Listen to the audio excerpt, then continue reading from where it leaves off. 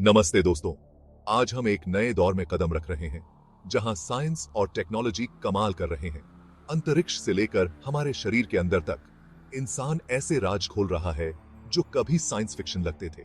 मेरे साथ चलिए और देखिए ऐसे नए नए इन्वेंशंस कैसे हमारी दुनिया बदल रहे हैं और हमें एक ऐसे फ्यूचर में ले जा रहे हैं जहां सब कुछ मुमकिन है।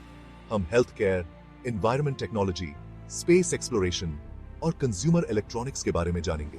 ये सब देखकर आप हैरान रह जाएंगे। तो तैयार हो जाइए क्योंकि साइंस के नए नए डिस्कवरीज होने वाले हैं और ये सब बहुत ही एक्साइटिंग होने वाला है।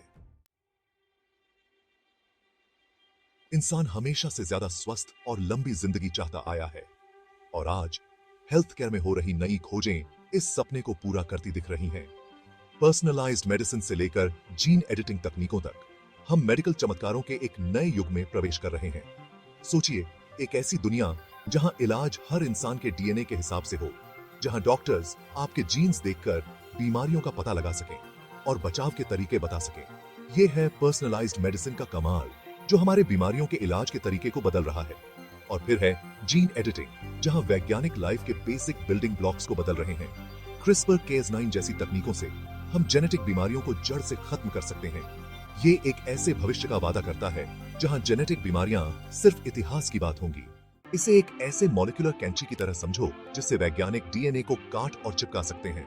क्रिस्पर का मतलब है clustered regularly interspaced short palindromic repeats, जो बैक्टीरिया में पाए जाने वाले डीएनए के यूनिक सीक्वेंसेस होते हैं।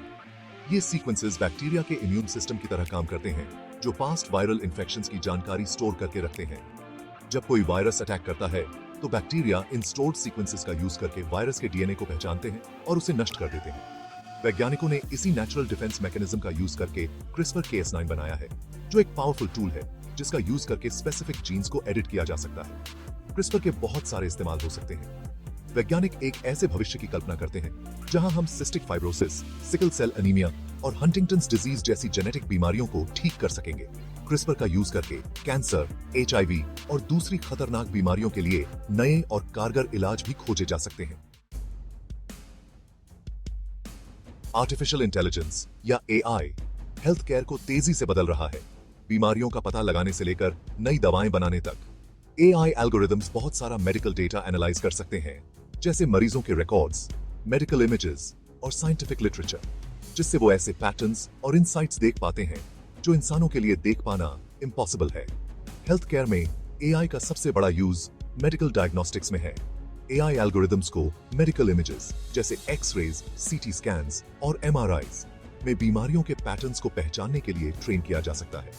उदाहरण के लिए AI पावर्ड सिस्टम्स का यूज मैमोग्राम्स में कैंसरस ट्यूमर्स का पता लगाने के लिए किया जा रहा है, और वो भी इंसानी रेडियोलॉजिस्ट से ज्यादा एक्यूरेसी के साथ। AI का यूज नई दवाएं और थेरेपीज बनाने के लिए भी किया जा रहा है। केमिकल कॉम्पाउंड्स और बायोलॉजिकल इंफॉर्मेशन के विशाल डेटाबेसेस को एनालाइज करके AI algorithms promising drug candidates की पहचान कर सकते हैं और उनकी इफेक्टिवनेस और साइड इफेक्ट्स का प्रिडिक्शन कर सकते हैं। इससे ड्रग डिस्कवरी प्रोसेस तेज हो रहा है और मरीजों को नई और ज्यादा असरदार दवाएं मिल रही हैं। जैसे जैसे हम क्लाइमेट चेंज की चुनौतियों का सामना कर रहे हैं, इनोवेटिव एनवायरमेंटल टेक्नोलॉजीज की जरूरत पहले से कहीं ज्यादा बढ़ गई है। अच्छी बात यह है कि दुनिया भर के वैज्ञानिक और इंजीनियर इस चुनौती का सामना करने के लिए तैयार हैं और ऐसे सॉल्यूशंस खोज रहे हैं जो हमारे एनवायरनमेंट पर कम से कम असर डालें और एक सस्टेनेबल फ्यूचर बनाएं। Carbon capture and storage technology से लेकर फ्लोटिंग सोलर फार्म्स तक, ये नई खोजें एक साफ सुथरे, हरे भरे और सस्टेनेबल फ्यूचर का रास्ता बना रही हैं। आइए दो सबसे ज्यादा चर्चा में रहने वाली एनवायरमेंटल टेक्नोलॉजीज के बारे में जानते हैं: कार्बन कैप्चर एंड स्टोरेज और फ्लोटिंग सोलर पैनल्स।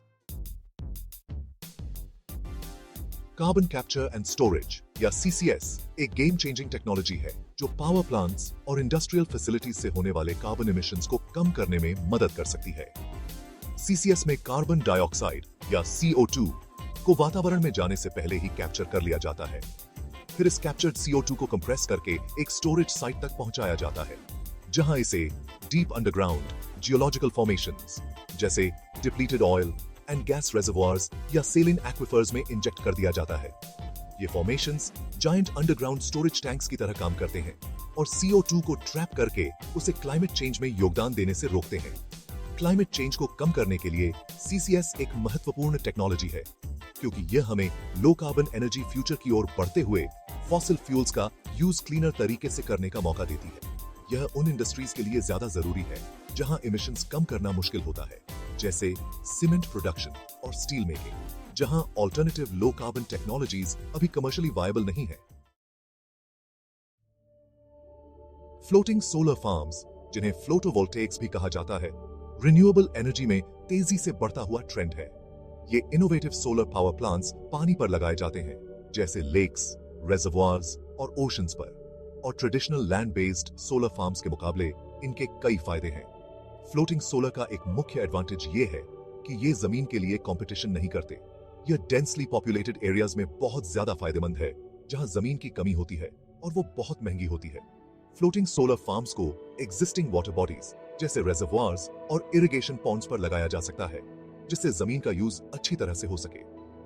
दूसरा एडवांटेज यह है कि फ्लोटिंग सोलर पैनल्स को पानी के ठंडेपन का फायदा मिलता है, जिससे उनकी एफिशिएंसी लैंड बेस्ड पैनल्स के मुकाबले बढ़ जाती है,